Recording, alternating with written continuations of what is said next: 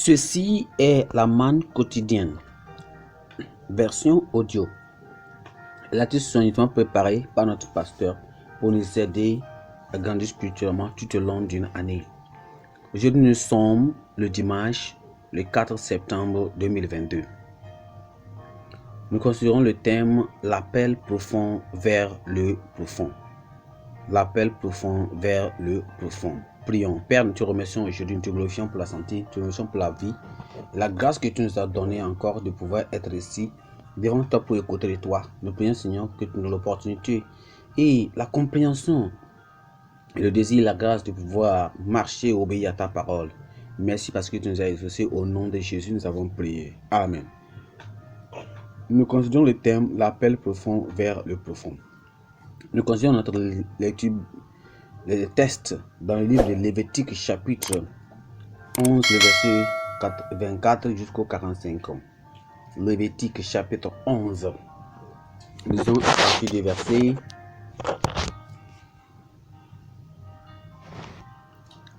24. Lévitique 11 à partir du verset 24. Lisons la Bible ensemble, s'il vous plaît. Ils rendront impurs. Quiconque touchera leur corps mort sera impur jusqu'au soir. Et quiconque portera leur corps mort lavera ses vêtements et sera impur jusqu'au soir. Vous regarderez comme impur tout animal qui a la corne fendue, mais qui n'a pas le pied fourchu et qui ne rumine pas. Quiconque le touchera sera impur. Vous regarderez comme impur tous ces des animaux à quatre pieds qui marchent sur leurs pattes. Quiconque touchera leur corps mort sera impur jusqu'au soir. Et quiconque portera leur corps mort lavera ses vêtements et sera impur jusqu'au soir. Vous les regarderez comme impurs. Voici parmi les animaux qui rampent sur la terre, ceux qui vous regarderont comme impurs. La taupe, la souris, le lézard seront leurs espèces. Les hérissons, la grenouille, la tortue, le limaçon et le caméléon. Vous les regarderez comme impurs parmi tous les reptiles. Quiconque les touchera mort sera impur jusqu'au soir. Tout objet sur lequel tombera quelque chose de leur corps mort sera souillé. Ustensiles de bois, vêtements, peau, sac, tout objet dont on fait usage, et sera mis dans l'eau, et il restera souillé jusqu'au soir, après quoi il sera pur. Tout ce qui se trouvera dans un vase de terre, où il en tombera quelque chose, sera souillé, et vous brisera la vase. Tout aliment qui sert à la nourriture, et sur lequel il sera tombé de cette eau, sera souillé, et toute boisson dont on fait usage, quel que soit le vase qui la contient, sera souillé. Tout objet sur lequel tombera quelque chose de leur corps mort sera souillé. Le four et le foyer seront détruits, ils seront souillés, et vous les regarderez comme souillés. Il n'y aura que les sources et les citernes formant des amas d'eau qui resteront purs, mais celui qui y touchera de leur corps mort sera impur. S'il tombe quelque chose de leur corps mort sur une semence qui doit être semée, elle leur sera pure. Mais si l'on a mis de l'eau sur la semence et on y tombe quelque chose de leur corps mort, vous la regarderez comme souillée. S'il meurt un des animaux qui vous servent de nourriture, celui qui touchera son corps mort sera impur jusqu'au soir. Celui qui mangera de son corps mort lavera ses vêtements et sera impur jusqu'au soir. Et celui qui portera son corps mort lavera ses vêtements et sera impur jusqu'au soir. Vous aurez en abomination tout reptile qui rampe sur la terre, on n'en mangera point.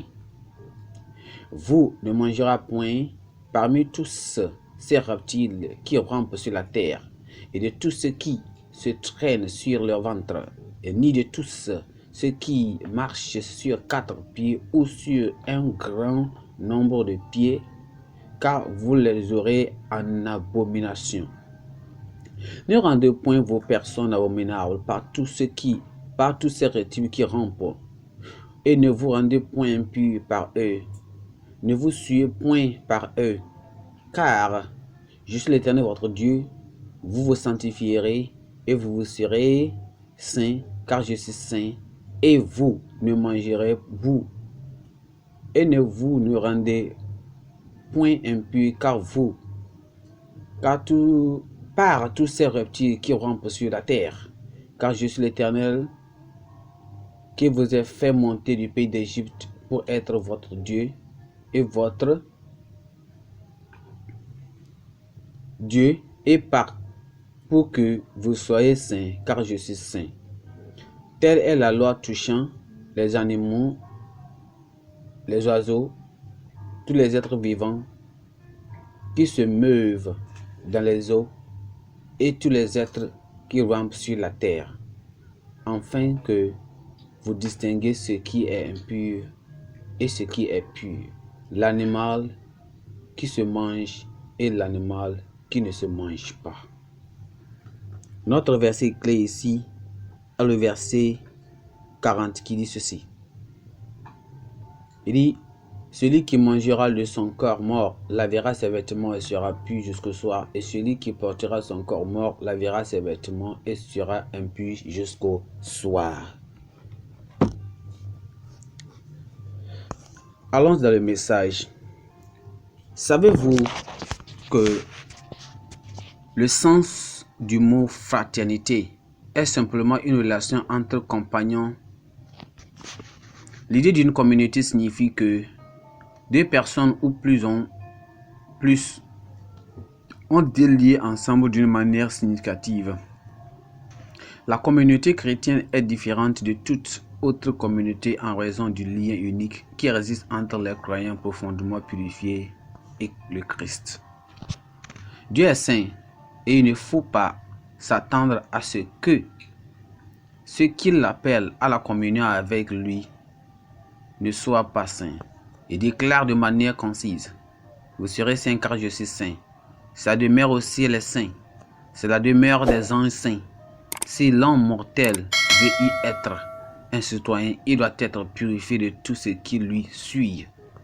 Lorsque le Seigneur prépare son peuple à entrer dans la terre promise, un type de ciel, il présente un manuel des choses à faire et à ne pas faire dans son royaume. Dans l'ancienne alliance, certaines créatures suent lorsqu'on les mange. D'autres sont sans danger. La consommation d'animaux interdits est une contamination, mais gracieusement, le Seigneur prévoit une espèce de purification pour ceux qui se corrompent en touchant ou en mangeant la chair interdite. Le Seigneur ne veut pas que quelqu'un reste dans son état pollué s'il veut être dans son giron. En tant que disciples du Seigneur, nous sommes des pèlerins sur terre qui se dirigent vers notre maison éternelle au ciel. La source de la sainteté, l'appel profond du Seigneur vint des profondeurs de sa sainteté à ceux qu'il a visités par le salut, la sanctification et le baptême du Saint-Esprit. Tout comme Dieu a préparé les Israélites sur le chemin de la terre promise par le chemin de la sainteté, il désire que les croyants soient revêtus de la sainteté, même ici dans ce monde de péché. Notre pensée du jour dit: la sainteté nous relie au ciel et à sa puissance illimitée. La sainteté nous relie au ciel et à sa puissance illimitée. Si nous pensons un peu comme méditation sur cette parole, que dirons-nous de la sainteté? On dira que sainteté veut dire nous devons se tenir à distance de l'influence corruptrice de la mort. Sainteté, se tenir à distance de l'influence corruptrice de la mort. Premièrement, les commandements clairs de la loi.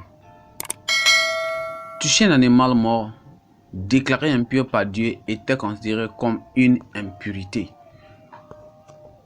Deuxièmement, tout objet qu'un animal mort touche que ce soit accidentellement ou délibérément, est impur. Troisièmement, faire usage de l'objet ou du contenu de l'objet qu'un animal mort touche est impur. Quatrièmement, les objets indestructibles ou les personnes qui touchent la mort doivent chercher à se purifier, tandis que les objets destructifs ou cassables comme les peaux doivent être détruits. Cinquièmement, observez que les termes impurité, abomination ou souillure soient utilisés de manière interchangeable dans le texte. En résumé, la sainteté exige que l'on se tienne à l'écart de la mort, de tout ce qu'elle touche et de tout ce qu'elle produit. Non, le commandement correspondant. Quel est le commandement correspondant pendant la grâce? Qu'est-ce que Dieu recommande? Premièrement, il recommande que la loi n'est que l'ombre de la réalité. La réalité est dans le Nouveau Testament. Il est normal de découvrir le message de Dieu sur la sainteté. On peut lire dans Hébreux chapitre 10, le verset 1 et même Colossiens chapitre 2, le verset 17. Dans l'Église, la mort représente les pécheurs, les personnes impies et les actions impies, même le produit de leurs actions qui découle de leur nature adamique. Le produit, c'est-à-dire le contenu de la mort, comprend le péché et la mondanité. Ils sont abominables, souillés et impurs. La sainteté exige qu'il y ait un détachement total, une séparation et une liberté du cœur vis-à-vis de tout et de tous ceux qui ont tendance à souiller ou à polluer. Il s'agit aussi davantage d'une séparation du cœur, même si nous sommes censés tendre la main avec amour aux pécheurs et leurs péchés. On peut se poser certaines questions. On peut se dire, comment Jésus s'est-il séparé du péché et des pécheurs tout en pouvant influencer les pécheurs pour qu'ils soient sauvés? Premièrement, on va dire que la sainteté exige que l'on se sépare d'une relation cassable ou destructible si l'on découvre qu'elle a une influence impie. Deuxièmement, la sainteté exige l'abstinence délibérée et consciente de la chose, d'objets ou de relations qui ne sont pas intrinsèquement pécheurs, mais qui ont tendance à attirer dans le péché ou même la souillure. Dans 1 Thessaloniciens chapitre 5, le verset 22. Troisièmement, on voit que la sainteté exige que l'on se sépare totalement des fruits des œuvres mortes, influencées par la nature charnelle. Ça veut dire qu'y compris même la mondanité, peu importe leur popularité ou même leur acceptabilité parmi le peuple, parmi les gens. Non, deuxième question, on peut se dire, quelle autre application pouvons-nous déduire du texte comme constituant impurité? Quel domaine pouvons-nous honnêtement accéder comme contre la sainteté dans notre vie et même quelles sont nos décisions? On peut s'aider à travers Hébreux chapitre 12, le verset 14. Parce que la Bible dit, vous serez donc saints car je suis saint. C'est ce que dit la Bible dans le Lévitique chapitre 11, le verset 44. C'est un commandement et non un conseil. Que Dieu nous aide à obéir à sa parole au nom de Jésus. Prions ensemble. Seigneur, nous te remercions aujourd'hui, nous te glorifions pour sa parole. Nous ne prions que Seigneur, que tu nous aides à pouvoir promettre à toi et Seigneur de se détacher de tout mal, de tout péché, de toutes insultes, de tout vol, de toute malhonnêteté, n'importe quel type. Seigneur, aide-nous à se détacher complètement du péché. Si nous demandons que le sang de Jésus rentre dans nos cœurs profondément et Seigneur, supprime tout amour secret pour le péché et toute relation souillée dans notre vie. Si nous prions que tu nous donnes la grâce de pouvoir être complètement saint et pur devant toi. Merci parce que tu nous as exaucés. Au nom de Jésus, nous avons prié. Amen. Notre texte de lecture est pris aujourd'hui dans le livre de Psaume chapitre 85 jusqu'au chapitre 88. Merci, que Dieu vous bénisse.